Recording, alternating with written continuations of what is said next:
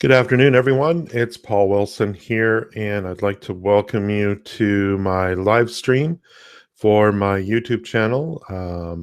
I'd like to spend a little time with you guys today, really focusing on the community aspect of what it is that I do. It's great that I put out these videos about once a week or so. But I like to hear from you guys directly, so it's more of a two-way conversation and not just individual feedback here and there. Looks like we got a viewer on. Hopefully they'll come back because they just dropped off. Hopefully the quality of the video is much improved over previous attempts at live streaming. This is, I think, my third or fourth or something like that live stream. And what I was finding before was that with the built-in webcam that's in my laptop, the quality just wasn't there. So I've gone out and I've purchased a Logitech C920. And hopefully it's giving us a little bit better quality. I really, the initial attempts at trying it out have been successful, so we'll see how it goes. From time to time you might hear a little bit of a dog barking in the background. I wish that was something I could control, but they have minds of their own, and they have a tendency to want to bark at the wind blowing and things like that. So hopefully they don't disrupt the live stream too much. So I was sort of thinking this week, and in previous live streams, I haven't really, obviously, there's some gaps between, when I start streaming and when people might have questions. Some topics that we could discuss ahead of time. One of the topics that, I've been very nervous about talking about this because this opens up or has the potential of opening up a really big can of worms. But what I wanted to talk about was the idea of are there truly any original ideas still left to be discovered? And obviously how how this relates to e-learning. Certainly the topic of plagiarism has come up in my career. And what is plagiarism and what is copyright, and when are you violating that, and when are you committing plagiarism and things like that. So that's been a tricky subject to navigate. The other thing I wanted to talk a little bit about is when you spend time developing your e-learning skills. And, one of the things that you see a great deal of is people on the forums and people in the comments of my YouTube channel, and and other places as well, asking these types of questions and getting trying to find out how to expand their skills and their knowledge of developing e-learning. So we'll talk about that as well. The other thing, and maybe this is a good topic to start off with, is the upcoming and recently announced second annual Adobe e-learning conference. I had the fortune of being invited last year as a presenter to the annual Adobe e-learning conference. Of course, back then we didn't know it was going to be an annual event, but by the end of the conference, I think it proved to be so successful that there's, I think, no doubt there was no doubt. I was talking with a few of the key people at Adobe towards the end of the day, and they said, I just asked, this is literally a year ago now, was it successful? And they're like, oh yeah, we'll be doing this again. So, and that's now confirmed because the folks at Adobe, along with their partners at Carahsoft, my understanding, I'd never heard of them before last year's conference, but Carahsoft is a partner of Adobe, and they are essentially a reseller of software and other IT solutions to the government. That's why they're located in Washington, D.C. And they are organizing, with the help of Adobe, the second annual eLearning conference. It's going to be on April 19th, 2017, obviously. And it starts first thing in the morning, 8 a.m. Eastern Standard Time, and runs probably till about 4:30, 5 o'clock, depending on, if people go over their times and things like that. Like I said before, I had an opportunity to be a presenter for the first annual Adobe eLearning conference last year. And actually, if you check out elearning.adobe.com, you'll see that I put up a blog post, actually really a testimonial for my experience last year. Not only was I a presenter, which certainly occupied an hour of my day, but I got to enjoy the rest of the conference as well as just a viewer. And the exciting part for me was that, number one, I got to meet lots of people. In fact, I'd say that was probably my biggest takeaway was, first of all, meeting people like Dr. Pooja Jaising, people like Anita Horsley, Damien, I can never pronounce his last name. He's the author of Mastering Adobe Captivate.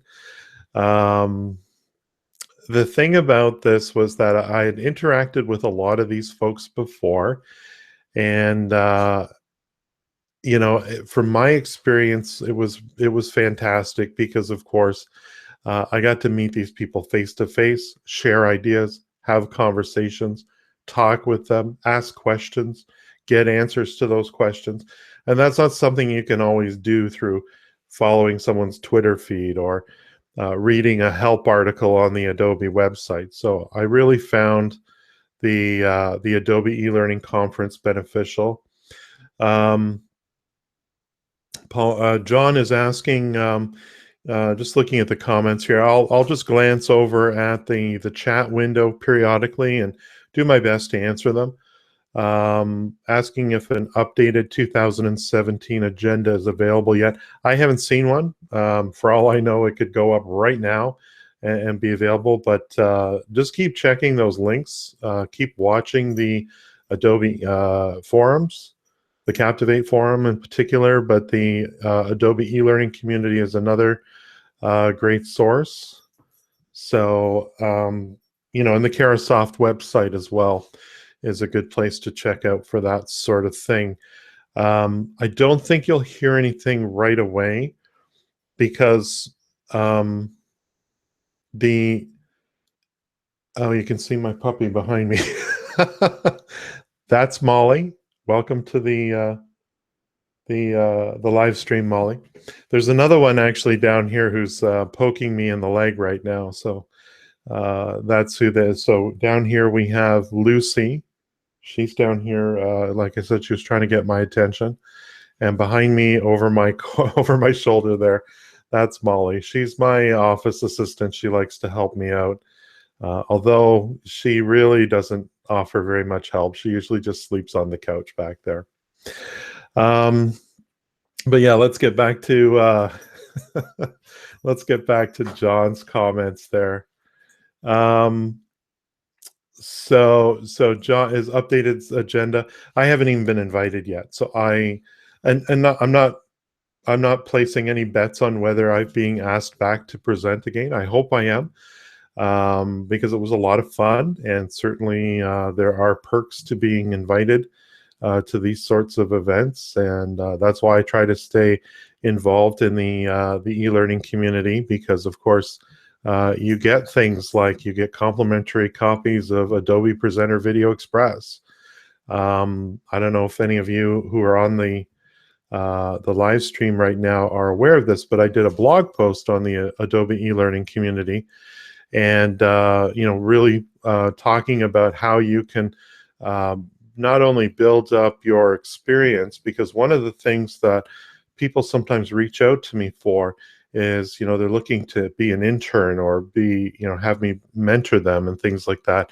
And while I do consulting for people on a paid basis, I just don't have enough hours in the week to volunteer my time to help people out like that. So what I recommend is that they become very active in the Adobe eLearning community. And like myself, many others have started to build up points. You get points, and you can basically trade in those points for different perks from Adobe. Right now, I'm running a complimentary version of Adobe Captivate 9, thanks to the contributions that I've made. And, you know, while I might have an advantage having 200 YouTube videos that I can share with the Adobe eLearning community, anyone can write a blog post. Anyone can comment on someone's questions and answers, and anyone can share content. You get points for all of this stuff. So I really encourage, you know, especially people who've downloaded the trial Adobe eLearning software. It's a great way to maybe extend that trial for a few months by just participating in the community. But that's where I would watch for an updated agenda. But I don't expect that you'll see an agenda until they've finished inviting all the key people that they want to speak at the event. So hopefully that's going to be real soon, because I'd like to know and I'd like to make my plans. But, you know, just taking a look at the description of it, here's the description. I'll just read it to you guys here. Join our interactive conference with industry luminaries, e-learning and learning experts, and Adobe product teams to learn how to stay ahead in today's rapidly evolving learning scenario. Register today and become an active participant in the community that is at the forefront of e-learning creation, delivery, and management. And so they've got a couple bullet points here. This event will explore e-learning innovation, thought leadership, and tool tips and tricks. Reveal how to easily author virtually any kind of responsive interactive e-learning content. Showcase how to manage the complete e-learning journey end to end. And provide an effective platform for sharing e-learning knowledge and building networks. Excuse me.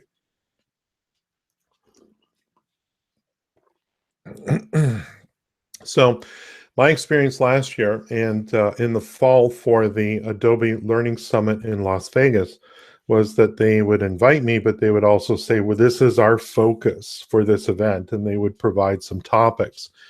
And specifically, they would ask me, you know, Paul, based on your skills and knowledge, we think it'd be great if you spoke about this particular topic. Obviously, they give me time to develop that material. You know, and in the case of the Adobe Learning Summit in Las Vegas, you know, for that, I spoke about specifically with location-based training and mobile learning. For last year's e-learning conference in Washington, I spoke about actually Adobe Captivate Prime and how to use it to test the effectiveness of your e-learning, and talking about the reporting capabilities of that tool. So, you know, I could end up going there and speaking about any number of topics. I did send an email a week or so ago suggesting some areas that I certainly feel comfortable talking about. So hopefully they'll look at that and maybe offer me something that will be right up my alley. So Mark here commented, I attended a couple of years ago. This is only the second year, so I'm not sure what you attended. Maybe you're referring to the Learning Summit in Vegas. And it was kind of a dud, pretty disappointing. Wish I could attend your session, though. Well, thank you, Mark. I appreciate that. So we'll see. Again, hopefully I'm invited. But I have been invited to the last two conferences, you know, both in Washington and Vegas, and hopefully you know, that's a pretty good indication that I think they'll reach out to me again. Jennifer's hoping to attend this year. Hi, Molly and Lucy. I see Christian's on as well there. Hi, Christian. Nice name for a dog, Molly and Lucy. Yeah, well, they're good. They're good girls. They actually, Lucy, our neighbor, named Lucy, and Molly came with her name. Molly was someone else had owned her and decided that she was too much for her to handle. So you know, we got an opportunity to get her. And she was my Father's Day present a couple of years ago.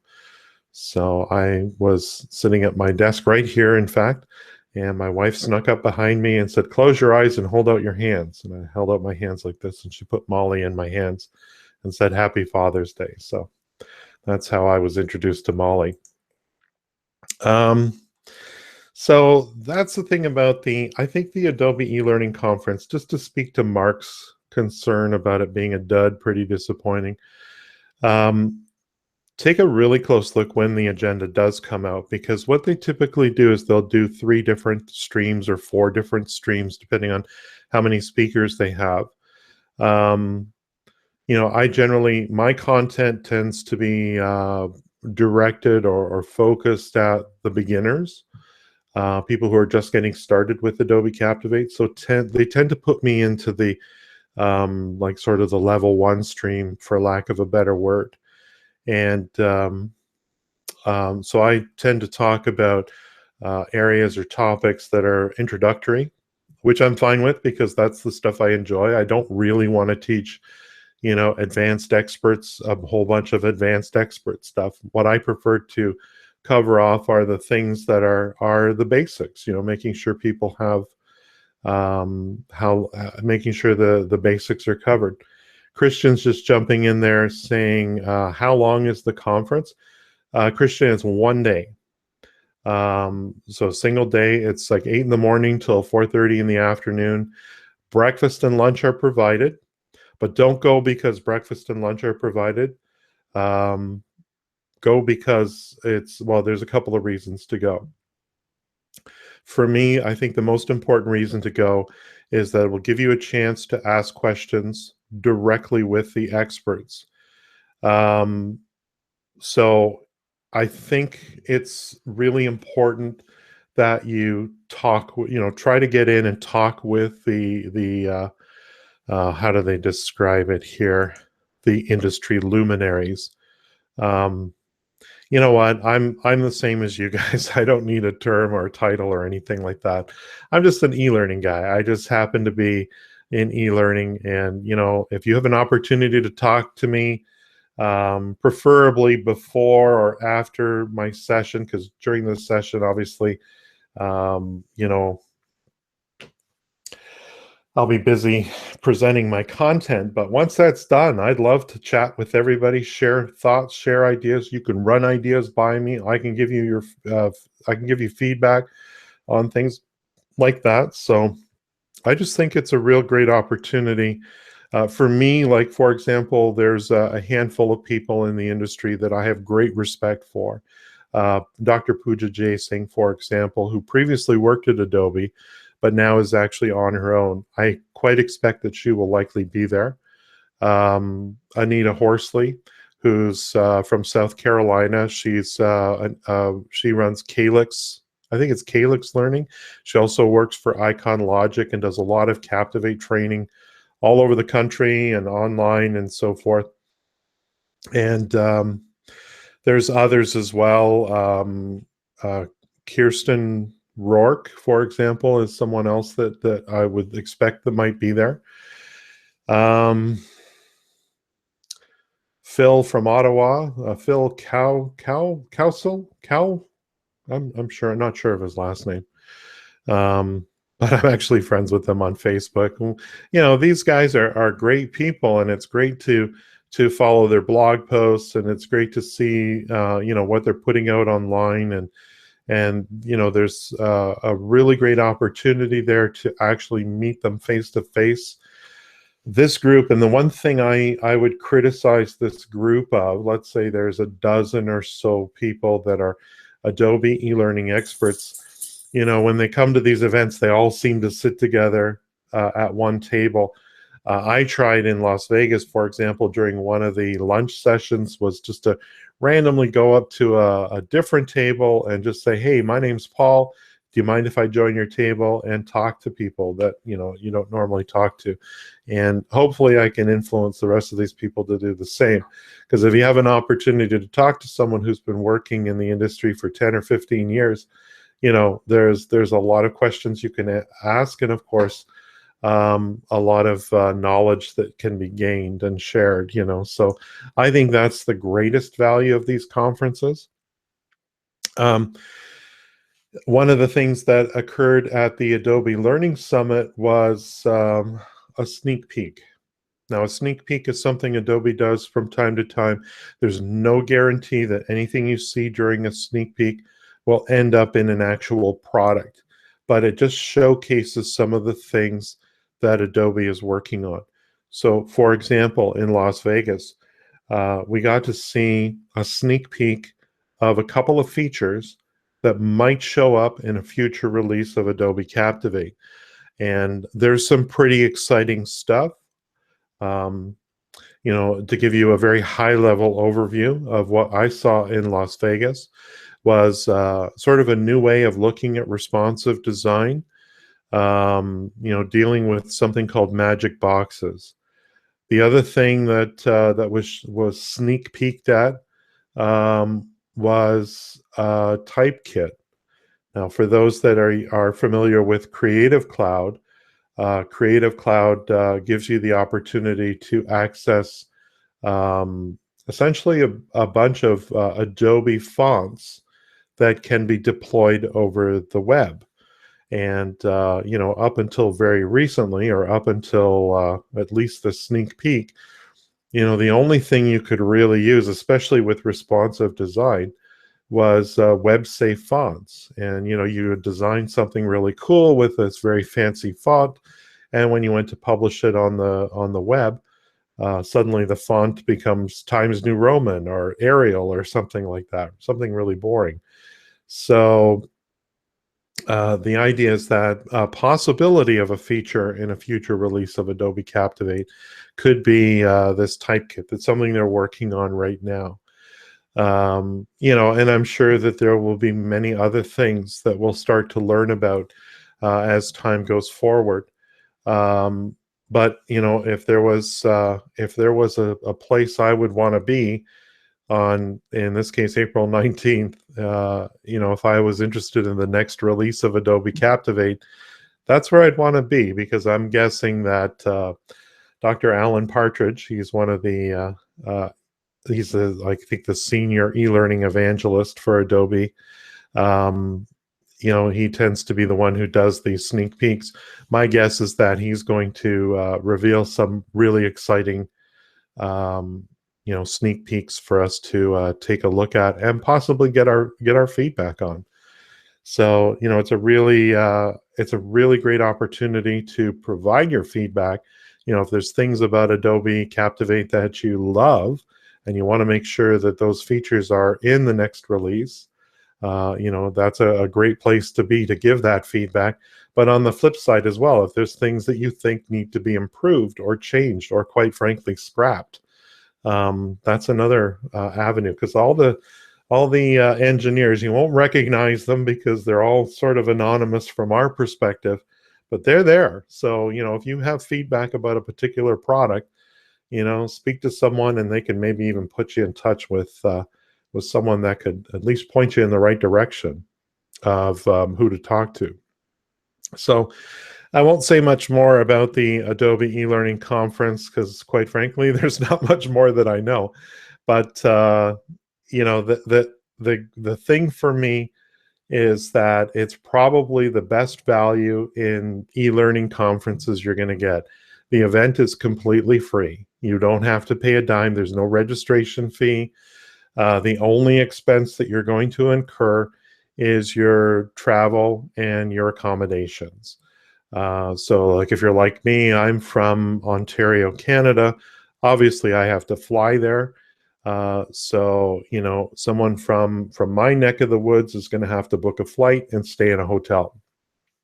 But, you know, if you're going to a Vegas conference or a California conference, you're going to be spending that kind of money anyway. Plus, on top of that, typically you would spend anywhere from a few $100s to a few $1,000s to attend these events. This event is completely free, and they're throwing in breakfast and lunch for you as well. So, and last year, I have to say, the breakfast and lunch were both pretty good. Although my preference would be breakfast, because, you know, there's eggs, bacon, toast, all that good stuff. Lunch, of course, they're always trying to accommodate the vegetarians out there, and that's great. It's good that they have a nice salad to go with. But you know, I think there was chicken and pork and other things like that. So, but yeah, like Jennifer here, she's only an hour away. You know, get up early that day and then just pay for parking. Christian, gluten free. Can't promise you that, buddy. Cannot promise you that. Uh, um, if you stick with the salad, I think you're gluten free at that point. Um, so that's pretty much it. Like it, you know, get there for 8 a.m. That's when it starts. It's a beautiful facility. It's actually at the Renaissance, I think, is the hotel, which is just a few blocks east of the White House. So we can visit Donald Trump while we're there and say hello to him and maybe give him some advice about immigration and what else is he working on right now? The wall, of course, foreign policy. We can chime in with that sort of stuff as well. But that's all I'll say about that. So let's shift gears for a moment and talk a little bit about original ideas. Are they are there any is there anything still left to be discovered or invented? You know, or has everything been done before? And that leads to the topic of things like copyright and whether you're violating it and things like that. I've seen some work recently. I've had people send me samples of their work.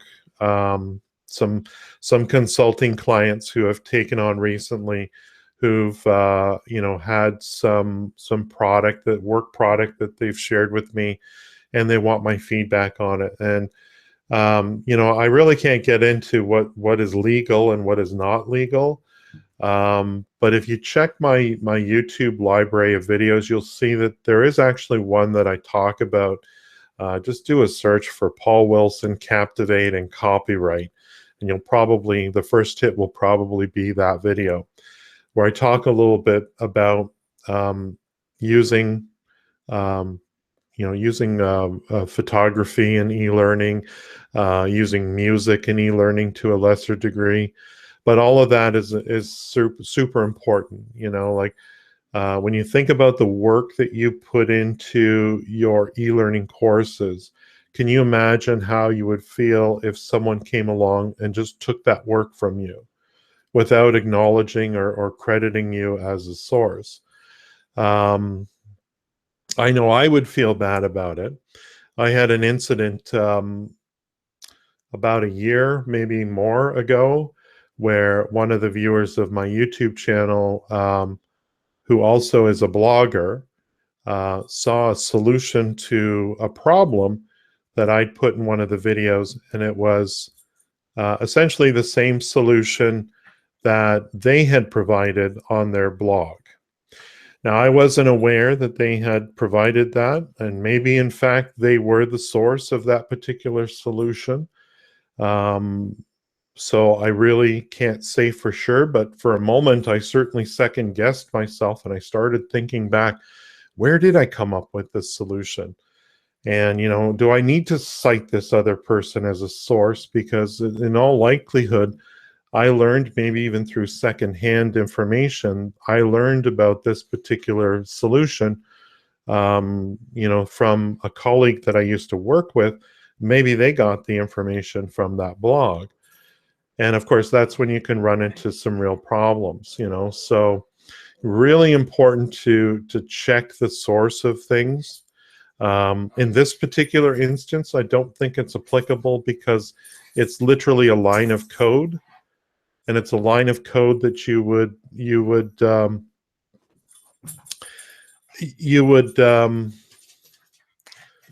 you could, I can't imagine doing it another way. So I mean, it's like, you know, saying a fact that is indisputable and someone trying to sue you for copyright violation. For example, like if you think about when you have to cite your source, going back to college or university, if you had to cite your source for something, if you quoted or stated that that President Lincoln was the president of the United States from such and such a year to such and such a year, you don't need to cite your source for that. That's just a fact that you're allowed to talk about. However, if you were to use, let's say, a letter written from President Lincoln to his wife while he was out visiting the troops during the Civil War, if you were to copy that letter word for word in your document, then that's a case when you would definitely have to cite the source being that letter. Not that it would be a copyright violation, because I think at this point, any copyright that would be claimed by a member of Lincoln's family would certainly have expired by now. So,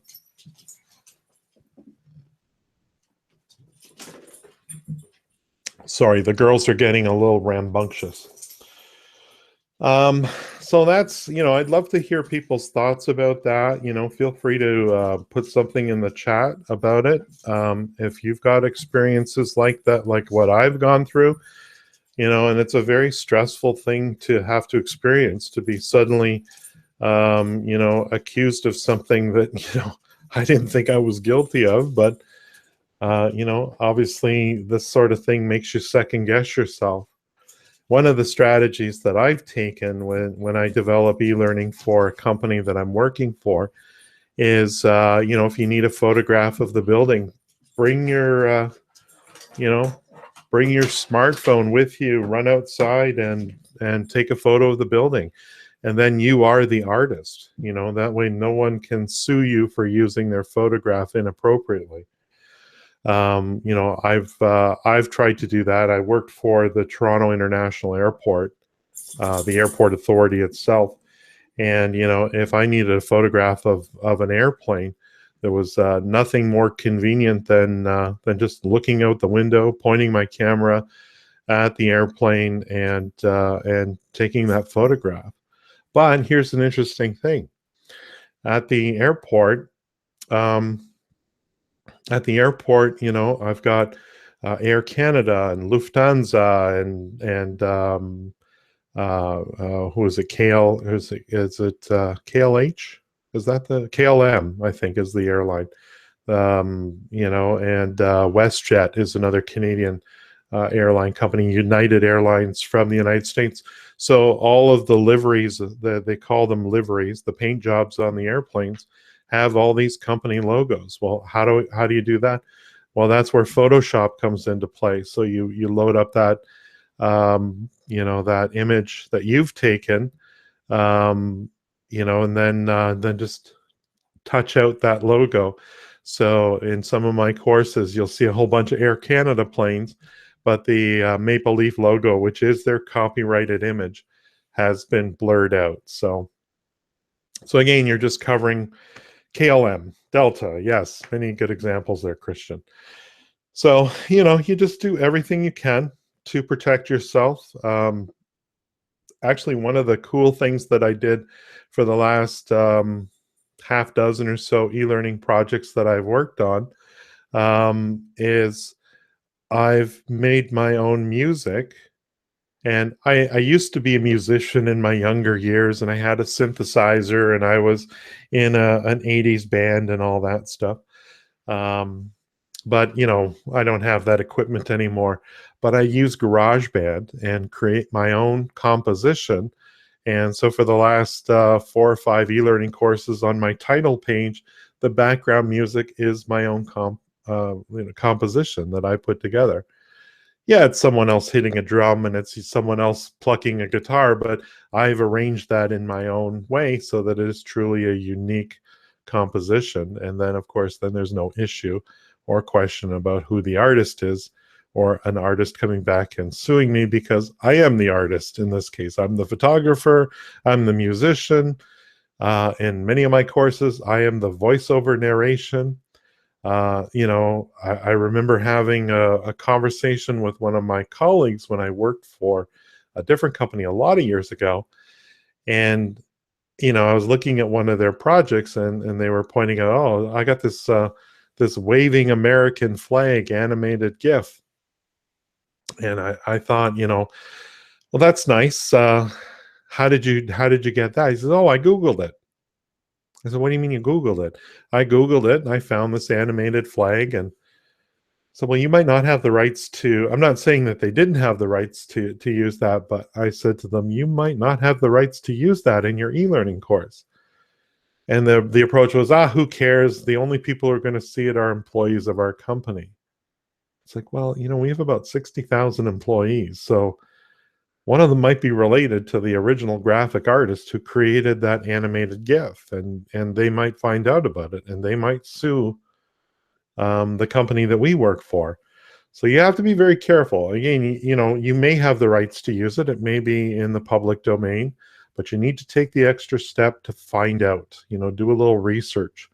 When I produce e-learning today, a large part of it is very visual. I really try to make my stuff very visual.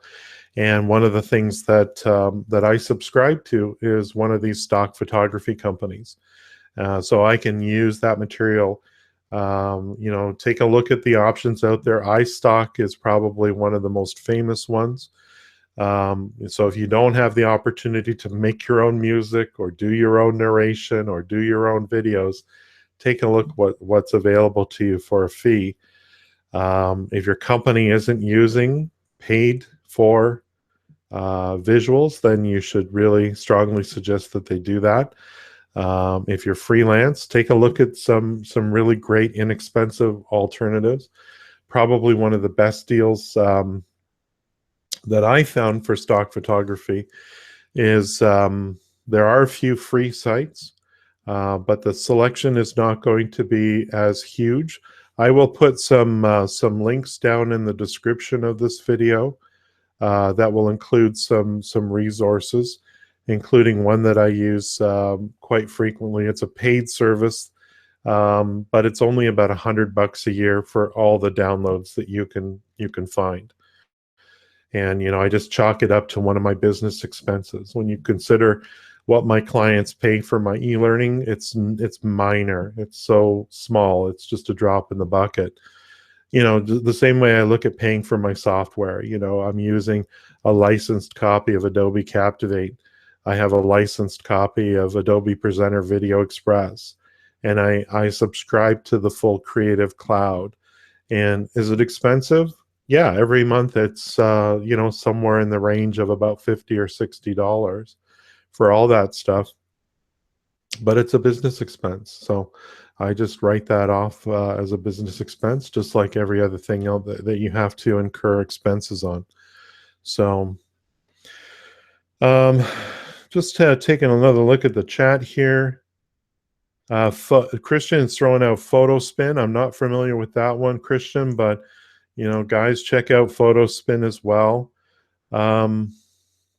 What I'll do, actually, let me go into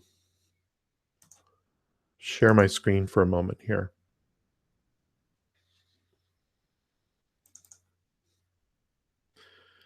And I'll just see if I can. This is an article I ran across, and I keep it in my bookmarks for that very reason. And I'll put a link to this article. 21 amazing sites with breathtaking free stock photos. This first one here, stocksnap.io, is excellent. Let me just show you this one here. If you're looking for, office employee or something like that, these are all free. You got to check the license with this stuff. Yeah, so everything here falls under Creative Commons, which means that you can copy, modify, distribute any photo on the site, even for commercial purposes, all without asking permission.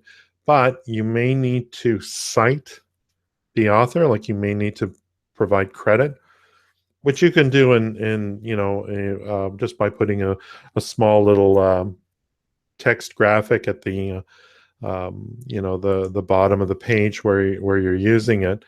Um, you know, so there's a lot of stuff that is available for free. Keep in mind, though, that, you know, as long as you're staying within sort of a very generic um, image, you're fine. You know, I had an example when I worked at the international airport. They said, "Oh, Paul, yeah, we've got tons of photos on file for folks to use. You know, if you need anything, let us know." And I said, "Well, here's what I'd like. I'd like a photograph of an airplane on the runway, but there's like a piece of debris on the runway in front of them." I said, "Oh, we don't have that photo." So yeah, even the most thorough stock photography site may not have what you're looking for, and that's when, of course, you know, having that camera with you at all times. I have two cameras with me. I have an underwater camera that you know, it's perfect. It fits in the glove compartment of my car. It's just a little Fuji XP20, I think is the model number. And then I have my DSLR, which is a Nikon D5100 with a choice of several lenses. If I'm going somewhere where I think photography is something I'm going to need, I generally bring it with me. But I keep the Fuji with me at all times because you never know.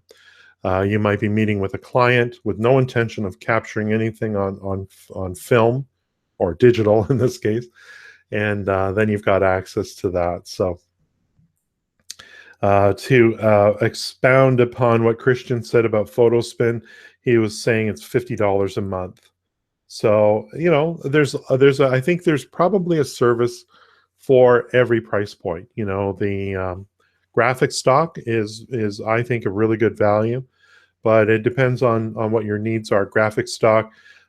My criticism of graphic stock is if you were doing let's say you're doing an e-learning course on sexual harassment awareness and you needed to show some images of people who, you know, weren't the typical, "Hey, I'm an office employee" kind of guy.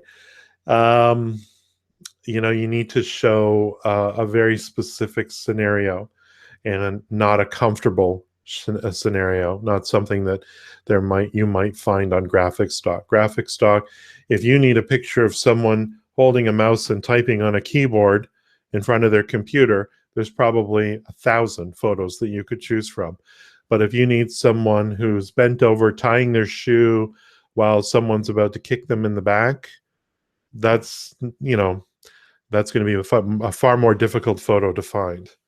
You'd probably have to rewrite your scenario in that case.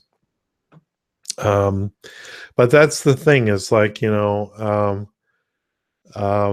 making sure that you are using material that you have the rights to use. So always make sure you check to see if someone owns the rights to something before you go ahead and use it. And again, there's nothing beats any kind of copyright claim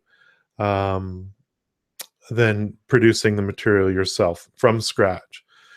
You never know, though. Someone could claim, "Oh, it's based on my ideas or based on my original ideas that I came up with." So you always have to be careful.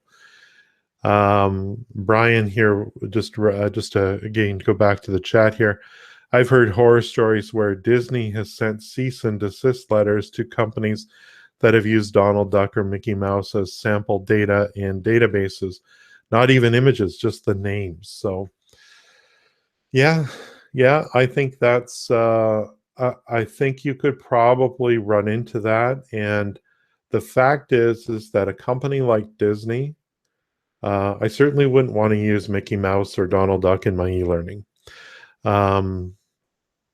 I think there's a lot of countries in the world that don't follow copyright. Like if you're in China, they probably don't care.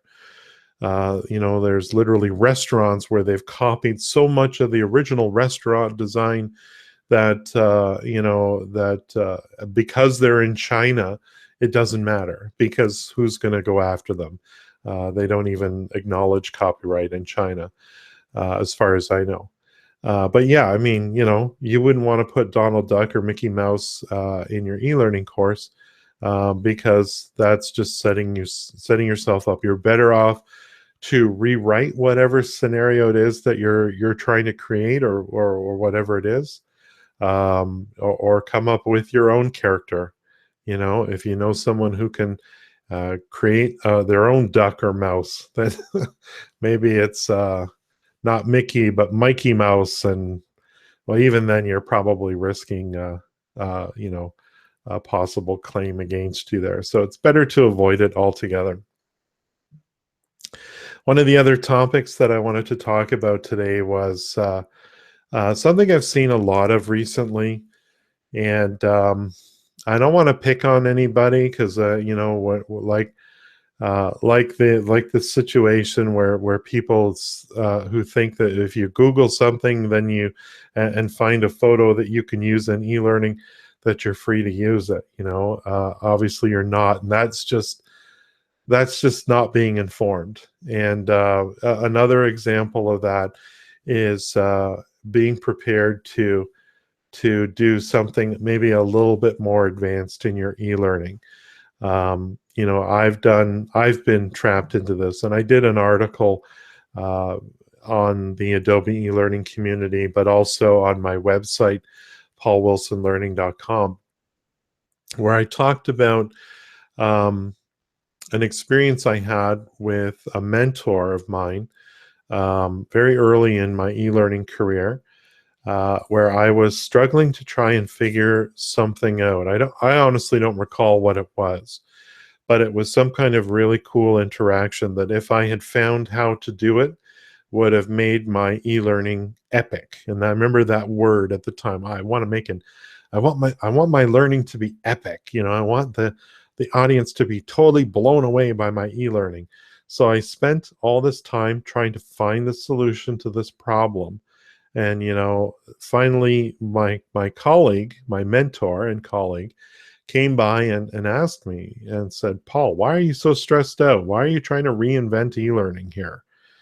And I said that, well, I just want my e-learning to be epic. I want it to be amazing. I want it to be awesome. And he said something has stuck with me to this very day. He said, never add an interaction to your e-learning course that you're not 100% sure you know how to deliver. And what I mean by that is that so often when you're designing, right? Because typically you don't design in Captivate, you develop in Captivate, or whatever e-learning authoring tool you use. You design, you do a storyboard, and you do it in Word, or you do it in Adobe Captivate Draft on your iPad, for example. And you might not be thinking about how you're going to achieve this stuff. And instead, you're just coming up with the most amazing thing you can think of. Or, and this is sometimes very difficult to manage, but you go to you go to your stakeholder or your subject matter expert, and they said, "Oh, wouldn't it be awesome if you did XYZ or ABC or whatever?" And so you write that down. It becomes part of your design, and then suddenly, once you've got your design approved, it's time to build the thing. And where it becomes difficult is now I have to produce. Now I have to actually take this idea and turn it into reality. And that's where, you can get burned, because you literally don't know how you're going to do it. I think one of the first examples that I ran into was I had someone reach out to me and said, I want to produce like a card flipping game, but I don't want to use the learning interaction that was built into Captivate because I'm publishing for a different, I can't remember if it was HTML5 and that wasn't compatible with it, but they wanted to use the drag and drop functionality. And, but the only problem is that my project needs to be complete by the end of the month. And it was already like the 15th or something like that. And, that's putting yourself between a rock and a hard place. So never, some people might look at the e-learning that I'll develop for my clients today And I do some interesting things. Like I've got a slide out table of contents that I use, and in fact, I have a tutorial on my YouTube channel about that. And I create my own navigation controls. I don't use the ones that are built into Adobe Captivate. But I want to emphasize that for the first year that I was using Adobe Captivate, I didn't build this stuff from scratch. I used a lot of what was built into the tool itself. And gradually over time, I figured out how to create my own closed captioning button, or how to create my own table of contents slide out menu, and not use the table of contents that are built into Captivate. And of course, a lot of this stuff requires um, some pretty serious advanced actions. And until you're ready to start writing your own advanced actions, I don't recommend that you try to go too far down the advanced action tunnel, because if you get to a point where you don't see how that stuff relates to all the other stuff in your e-learning course, suddenly things don't work and things become more complicated. And the whole point of building these sorts of templated items is so that you don't have to work so hard in the long run. But if you don't have the experience ahead of time, if you don't have the knowledge on how to build this really cool interactive stuff, you may not be able to rely on online help like the e-learning community or the forums or whatever to pull your bacon out of the fire at the last minute. And his advice, my mentor that I was talking about, was, you know what, do that research. Do it on your downtime, though. Don't do it when you have a project due next Monday. Don't figure out how to do something really cool. If you need this basic e-learning course done, and even if you want to impress your stakeholders, just make it really good, but use the tools that you are fully aware of right now. Don't reinvent the wheel until you actually have the time to do the research, because a lot of the stuff, and this is what people forget, is that, okay, you get it to work, but now suddenly something else in your project doesn't work because you've made a change to variables and advanced actions and things like that. An example is actually that table of contents menu. That table of contents menu by itself is not actually complicated to build. It's really just a multi-state object, and it's sort of a show hide thing. And but the trick is that when you produce something that pops out when you press a button, you now need to write some code for every single other type of navigation control in your course. So even though it's an advanced action for just the table of contents and it only appears on one slide, now you need to write an advanced action for all your next buttons, and an advanced action for all your back buttons, and so on. Jennifer's asking, can we segue to the topic of advanced actions? Absolutely. And I'll just point out that this goes back to the previous topic here. Jennifer said, I don't hesitate to write authors of material for permissions to find out usage, and then I have written acknowledgments. I've done that before, and that I do recall, what was it? It was a video or something on YouTube that I wanted to include in my e-learning, but technically I did not have the rights to use it. And I wrote the original author, or a company representative from the company, I think it was, and I got an email back saying, "Yeah, no problem." Actually, I know what it was. It was a special type of chair that they use for persons with disabilities who are boarding aircraft, and they had an instructional video, and I wanted to show that instructional video in my accessibility awareness course, to teach and to show airport employees how they could use this particular tool, which we had at the airport, to load persons who use wheelchairs onto aircraft. And we're not talking about the aircraft that that use the jetway, but these are the aircrafts that have the door that pops out and becomes a set of stairs. How do you get a person who uses a wheelchair onto an aircraft like that? Well, there's a special tool. I don't recall what it was called, but we reached out to the original company, and they had this great tutorial, this video that explained how to use it and everything. And rather than me reinventing the wheel, I just I reached out to them, and they said, what, use our promotional video in your training video? Absolutely, because for them it was free advertising. So that's an example of two things: figuring out a way to not reinvent the wheel, but also getting permission to use someone else's material in your e-learning course. So that was an excellent segue there. So the question there. So Jennifer. So Javier. Sorry. How do you disable the play button in HTML5 exports? Are you talking about that play button that shows up right in the middle of your screen? So when you're using mobile devices, that's going to be there. There's really not much you can do about that. It's sort of a built-in thing with HTML5 and mobile. There is something you can do. You can replace it with something else.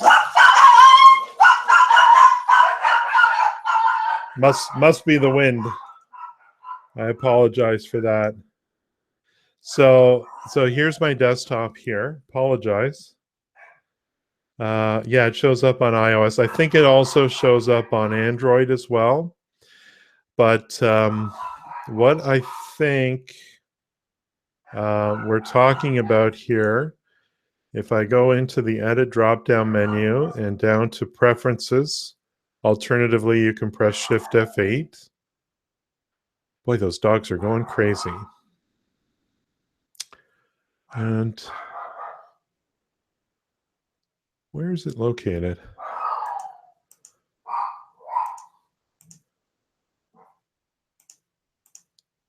I think it has to do with publish. Maybe publish? No, start and end. There it is there.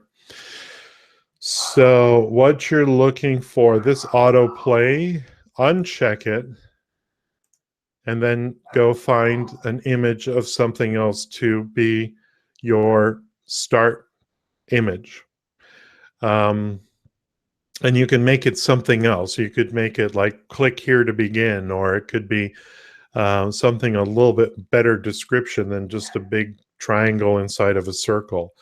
But unfortunately, this is not something that's that Adobe is limiting you on. It's something that's sort of a function of HTML5.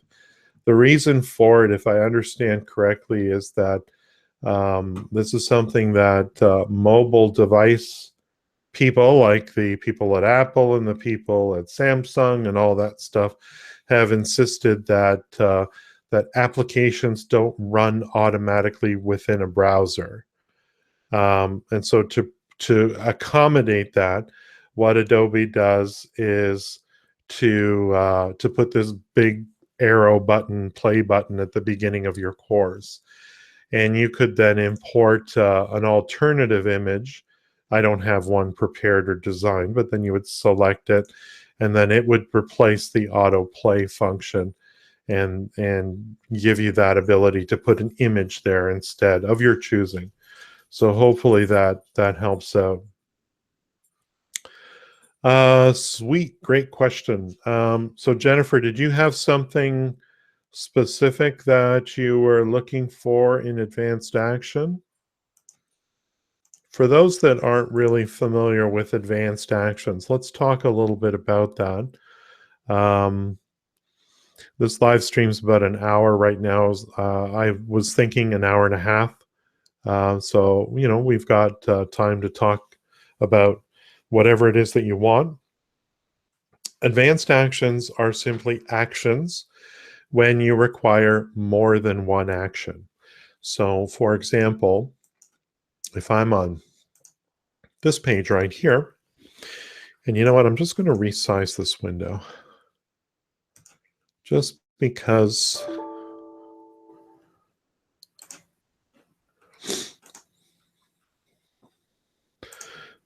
bear with me a moment. I'm just going to make it a little bit easier to see. Da, da, da, da, da. I just want to drop the resolution of this second window. Hopefully that doesn't mess up the video too much. Guys, are you still able to see my, let's bring it back up, my Adobe Captivate window here? Yeah, someone give me a thumbs up or just some confirmation in the chat here that indicates that you're able to see this stuff here. Yes, okay, perfect. On the script of advanced actions explaining variable order, I mean order of added decisions. I'm not sure I understand that, Jennifer. Generally, I've always treated advanced actions just like as if I was writing a computer program. My first interest in computer software or computer programming was back in the 1980s, and went to high school and took computer science because it was something I was interested in. I didn't have the mathematics to support me going to university for computer science, but it certainly was something I was passionate about.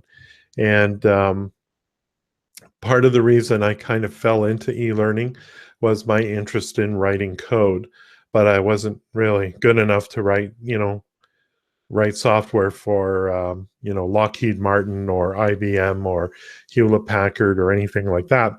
But I certainly was, I enjoyed writing little programs that would ask people trivia questions and things like that. And, if there was one thing that I would recommend to anyone interested in tackling more advanced stuff in e-learning, and that would be to take a computer science class, even if it's a night school course or something like that, and you learn a little bit about how code works. So for example, on this page here, you've got the actions here. So a single action can be any one of these items here. Continue, open a URL, open another project, which I wouldn't recommend, execute some JavaScript, play some audio, show something, hide something. All of those are single actions. Anytime you need more than one of those things to happen, you need to get into advanced actions, and that's where writing these scripts come into play. There are two types of advanced actions that you can create. There's the standard action, where it's simply, let's say I need to run 5 things. I need to do 5 things. An example might be to create, well, let's do a real example here. So that's fine. We'll delete that title. We don't need that. We'll just add a button. Actions can be advanced actions, and actions can be assigned to just about any object that is interactive. So a user, for example, here could click this button, and the action associated could be to go to the next slide. But if you wanted to do more than one action, you would do execute advanced actions, and you would write your single grouping of actions. So you could have, you could actually assign, and let's show play bar, CP command show play bar with a literal value of 1, and then you're going to want to have a next line that says continue, so it continues to play the project. So all this series of commands do is to show the play bar that you see on the bottom of your screen. And we could just call it show play bar. It's that simple. Save that as an action, and you could show the play bar by clicking this button. You could also, let's duplicate this button.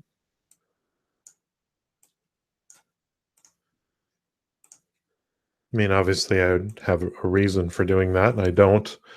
You could take this advanced action and you could duplicate it, right? So now I have a second copy of the same set of commands, but I'm going to hide the play bar.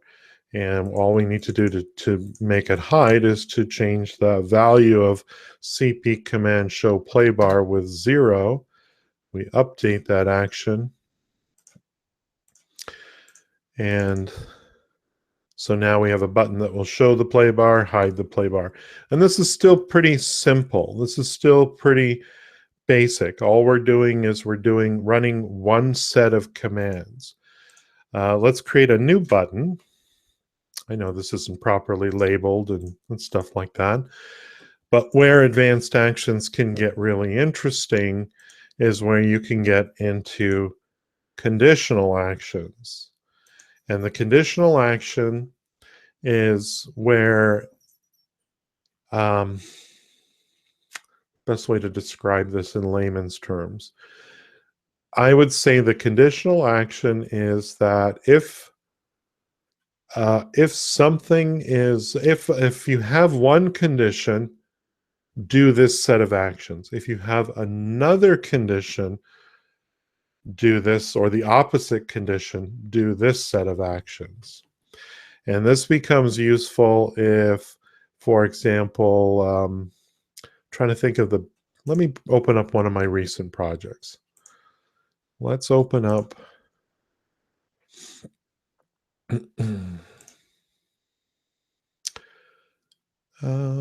yeah, this is a good one.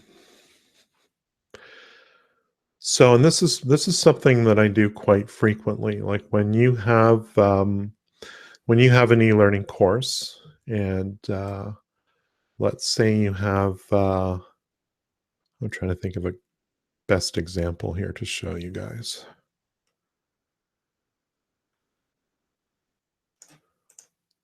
This one's pretty good. So this is a page where they've got 4 different steps in a process, and I don't want the users to move forward until they've viewed all of these items. And how I've accomplished this is through an advanced action.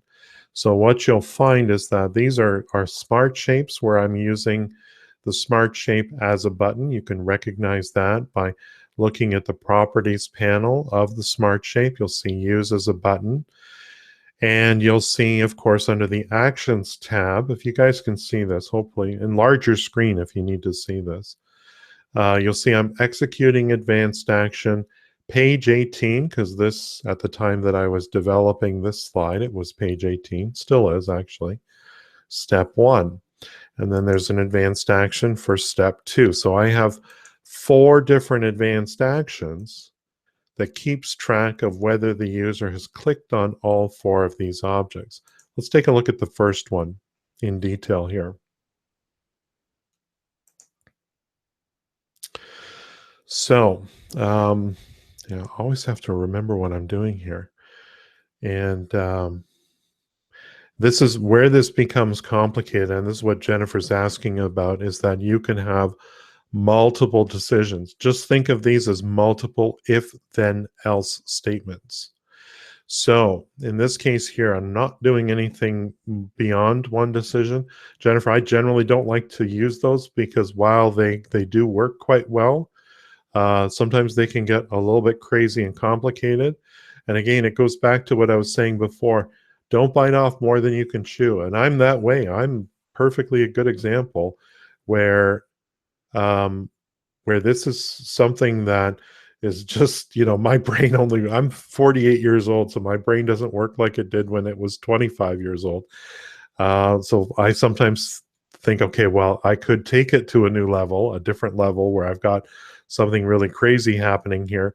But, sometimes that's a little too intense for me. So I tend to stick to if then else statements and single decision points. So here's what happens. What I'm saying is that when a user clicks on the 1, right? I have a variable. I've got a variable for each one of these 4 buttons. The first variable is variable step 1 underscore 18, and then there's 2, 3, and 4. If I've clicked this button and number 2, 3, and 4 are all greater than 0, then here's what I'm going to do. I'm going to show the next button. I'm going to change the state of all the remaining smart shapes back to normal, except the one I just clicked, because it is a multi-state object. Let me exit from here for a moment and show that to you. So all 4 of these objects have a second state that's a user-created state called clicked, right? When it's clicked, it gives you an example. So in this example, I'm saying, Alex, earlier you told a joke about my ethnic group here in the office. And then they click here, and what's going to happen is it's going to show this one. I am offended by jokes like this because it's demeaning to me. And then step 3, when they click that, it will show, I would appreciate it if you would stop telling jokes that make fun of people's race. And then the 4th one, as if you can't tell, this is a respectful workplace course. If this continues, I'll have to speak to our manager or the HR business partner about it. So I'm teaching people a 4-step process. I don't want them to skip this because it's a really important concept. I can't guarantee that anyone's actually read these statements, but I can make sure that they click them all. So the advanced action for this, let's go through it one by one. If I'm clicking 1, I don't need to check if they've clicked 1 already. So in my advanced action, I check to see if they've clicked the other 3. In other words, if all of these conditions are true, variable 2, 3, and 4 are greater than 0, then I'm going to run this and show the next button, but also change the state of the button they've clicked to that click display, change the state of the remaining buttons back to normal, but increment my variable by 1 because I want to keep track of that they've clicked this. And else is basically the opposite. So it's basically everything except show the next button. So everything is duplicated and is the same. So it changes this to clicked, right? This one here to clicked, returns all of these back to normal, and then increments the variable associated with the first smart shape by 1. And then if you were to look at the other advanced actions, same thing, except it's updating, it's checking the variable associated with 1, 3, and 4, and this is when you click 2, and so on. So I have 4 different advanced actions that produce this result here, and I'll just demo this. I'll preview the next 5 slides. Now, this is not a responsive design course. It's a standard project or a non-responsive design course. Here's an example of the 4 steps to resolving workplace discrimination or harassment. I'm just going to mute that. So if I click the first one, you notice that this is grayed out, right? It gives me the description for that first step. So what it's doing here is it's incrementing the first variable by 1. So the variables are 1, 0, 0, 0. If I click the second one, it changes the state of this guy back to its original state, changes this one to clicked, and it, by default, changes these back to their default state. And then increases this. So the variable values are 1, 1, 0, 0. Still no reason to change that to next. And even if I press the same one over and over again, until I press, or click rather, all 4 of them, my next button doesn't become visible.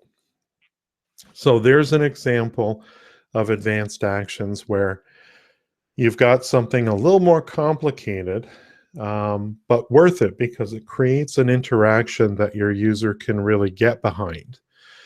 The issue with this particular project was that I personally am not a fan of restricting users from jumping around and doing the e-learning in any particular order. But this is something that this particular client requested. So, you know, I suggest to them, well, you are dealing with adult learners. My feeling is that adult learners are autonomous. They want to, you know, learn in the way that they learn, in the order that they learn, and so on.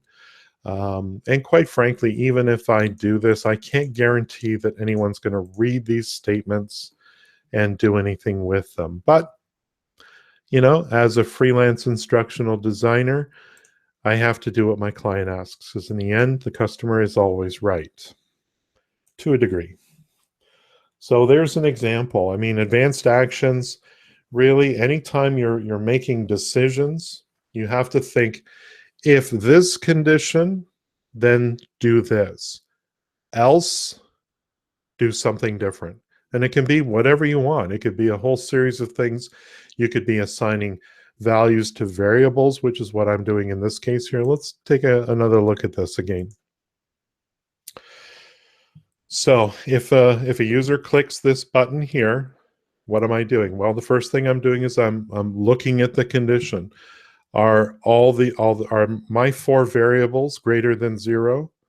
And if they're not, then it's going to go down to the else statement and do whatever it is that you need it to do. Change the state of this object. You can turn a button on or off by, oh, what's the command for that one there? Disabling and enabling. So you could enable a button or disable a button. In this case, I'm just hiding and showing a button, but it can be whatever you want it to be. And, you know, in this case here, the bulk of these steps are the same. I'm doing the same set of steps. The only difference is that if they've all been visited at least once, I'm also going to show the next button here. And, you know, when you start getting into more difficult decisions, you can add additional decisions. And people might get confused by this. I know I do sometimes. But the thing to remember is that all of these decisions are happening simultaneously to a degree. Obviously, the things that are occurring here occur in a certain order. But when you're dealing with a computer, showing the next button, changing the state of this, changing the state of that, changing the state of this, and changing the state of that, and then incrementing my variable by 1 are such tiny, minuscule things for even a web-based program to do, that they are virtually happening at the same time. But obviously, you want to make sure that anything that you're doing that is time-bound should probably be done in the correct order, because you don't want something that's going to undo what you previously instructed it to do. So hopefully that gives everyone, and I have a whole series of different tutorials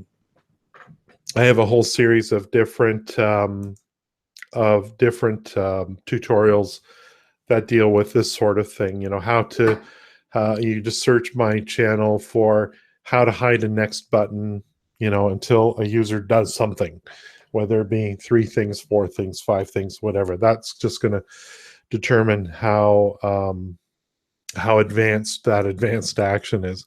But really, if you tackle advanced actions this way, you start off by working with actions within your project, you know, and then when you realize you need more than 2 or more actions, that's when you start getting into advanced actions and implementing that kind of stuff. So, and then conditional actions, of course, are a decision point.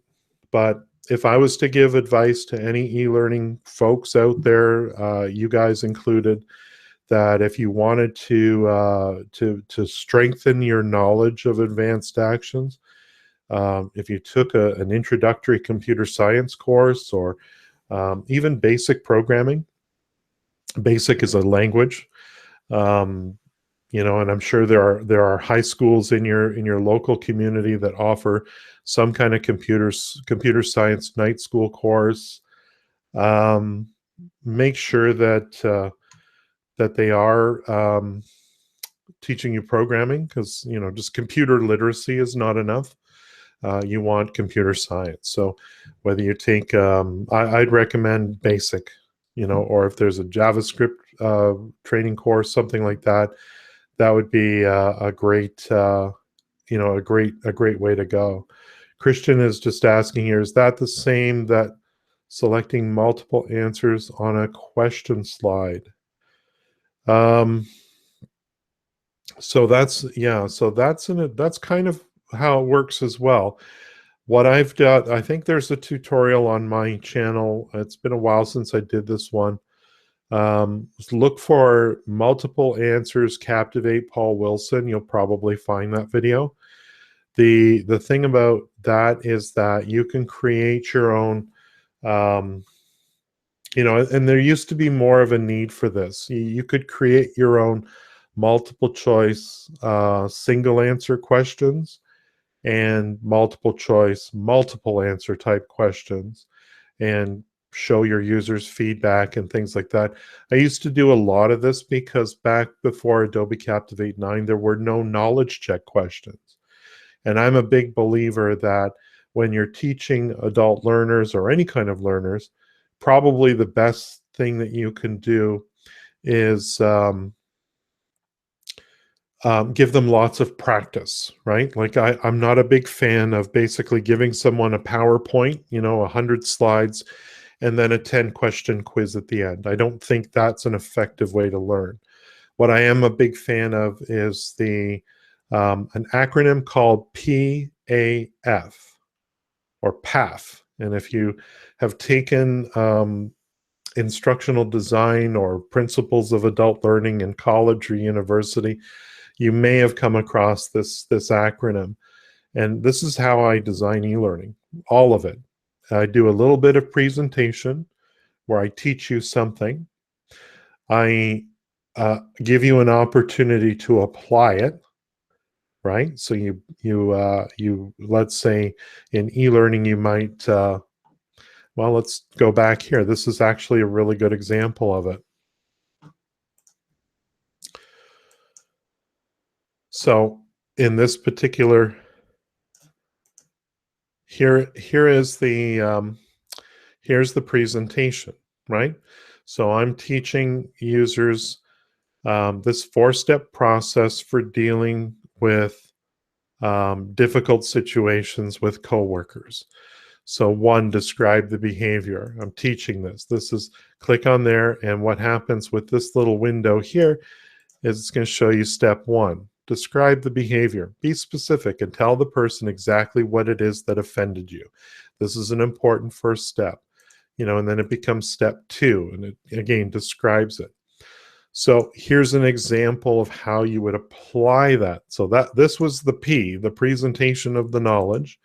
Here's an example of how you apply it. Now, this is a very human course, so I can't really stand there and listen to a user, but what I can have them do is read these examples of another person, what they might say. And then the closest way I can go or give users an opportunity to practice this themselves, apply it, and then receive feedback, right? Because feedback is just that, so presentation, application, and feedback. Here's a little more of the application and the feedback. So your manager has made an inconsiderate comment about persons with disabilities. See if you can place the example steps in the correct order to form your own 4 steps to resolving this issue. So while you can't type in the answer per se and check that off, because that would be too advanced, a fill-in-the-blank type question that probably would never work anyway, I can at least say, here's a bunch of sentences that if you put them in the right order are a really good example of that 4-step process to resolution. So at the very least, the user has to read these, place them on the slide using the drag and drop, and they'll get feedback, not from me directly, but from a virtual version of me, if you will, telling them how they did, giving them a chance to redo it, try again. And of course, I even have I even have an example throughout the course where maybe remediation is required, and that's something else you do with your application and your feedback. If they're just not getting it, don't let them move forward. Take them back to where they should have learned it properly in the first place.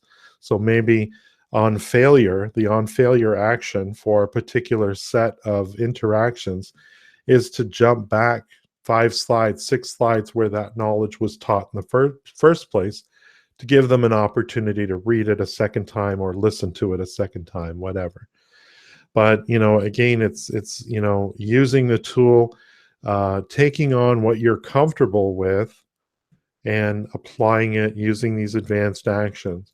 But imagine if your manager handed you Adobe Captivate on Friday last week and said, I want you to come up with this advanced interaction that I've seen Paul Wilson do, even though he's got 10 years head start on you in e-learning.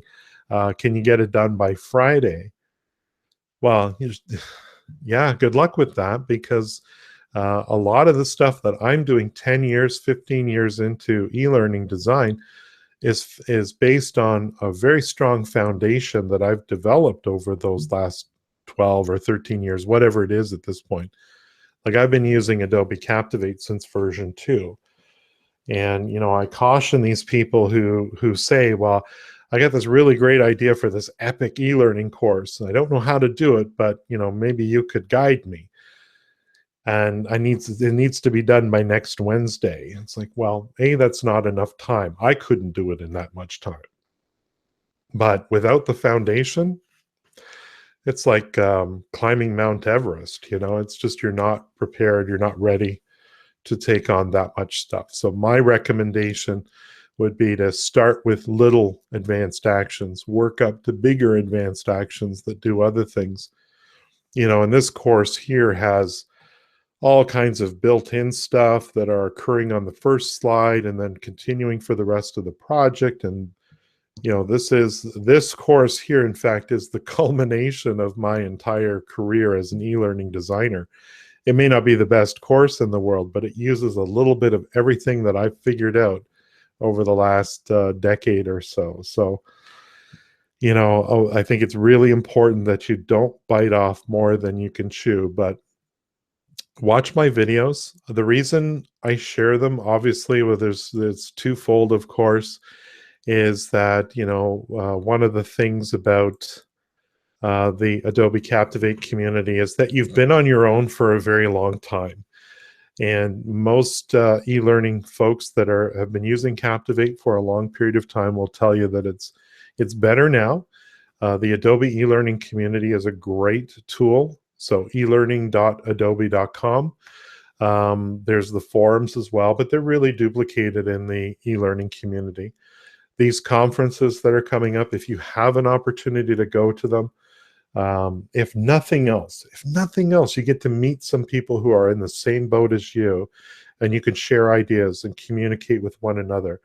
Ask questions. Meet someone like me at Washington, and hopefully attend my session and have an opportunity to ask me questions directly while I show you guys how to do some cool stuff. And of course, check out my playlists as well. Something a lot of people aren't aware of is that, yeah, I've got 200, I think it's 201 videos on Adobe Captivate, or at least some Adobe software that's somehow related to Adobe Captivate. But they're not organized in any particular way. I started recording them because I would think of a question that someone might have, and then I made a video about it. But honestly, it's not like you start with video number 1 and work your way to 201. You'll probably be just confused by about, video 10 or so. But I've organized them into playlists. So if you go to my YouTube channel, youtube.com/PaulWilsonLearning, and take a look at the tab for playlists, you'll see a getting started playlist. And there's only about 13 videos in there right now, but if you're just getting started, that's the playlist to watch. Or if you're trying to learn more about drag and drop, there's a drag and drop playlist with all the videos that I cover on drag and drop. If you're looking for advanced actions, I've got those organized in a playlist as well. So that's an excellent way. If there's a particular area that you want to focus on, like if you want to focus on quiz questions, I have a playlist on just quiz questions. So that's a great way to learn. It's my way of giving back to the community because, of course, in those early days when I started out, I had tons of questions and there was no YouTube channel. There was no YouTube, actually, when I started using Adobe Captivate. So the best I could hope for were forums or where people had written articles about Adobe Captivate. There really wasn't much out there. A lot of it I had to figure out on my own. There are a few blogs out there. There's a few e-learning experts or so-called experts that have written articles about how to do certain things, you know, and there's some better than others. I don't endorse any of them because you know, obviously that's my competition in a way. But you know, there are some that are good. There are some that are not so good. Um, but I think that one thing, all of us, all of the people that I know that are e-learning experts in Captivate would agree is that there's the information that was there a few years ago was pretty few and far between. So this is my way of giving back to, you know, where I can and help out. So hopefully you guys found it useful. I think that pretty much does it for this live stream. We're about an hour and a half into it. So I'd like to ask you guys, if you found this live stream useful, I'd appreciate if you gave me a thumbs up. You also can subscribe to my YouTube channel. If you are in a situation where you're just getting started with e-learning and you do think that I could help you out with that, by all means, reach out to me through my website at paulwilsonlearning.com. I am for hire. My focus when I do help and consult with other individuals is to help you achieve your business goals. That's the first priority with e-learning, especially for adult learning within a corporation or what have you. But we always focus on what are your goals? What do we want to accomplish? And that's what I can help you with. So that you can find at my website at paulwilsonlearning.com. You can also follow me on Twitter. Twitter, my handle is Paul Wilson LD. LD is in learning design. And don't forget, of course, you can actually subscribe to my YouTube channel. Check out those playlists. Hopefully, they'll really help you out. And if you guys haven't registered for the Adobe eLearning Conference in Washington, and you think you might want to go, I'll put a link down here in the description of the video where you can click on that link, sign up, and make sure that you have a spot, because free conferences tend to sell out rather quickly. So I'd like it if everyone that was at the Adobe eLearning Conference was a viewer of my channel and filled up my session. I haven't confirmed that I'm speaking yet, but there's a very good chance that I will be. And I'd love to have a packed room with people with lots of different questions. So I'm glad you all had a chance to be on the live stream today. And I look forward to seeing you next time.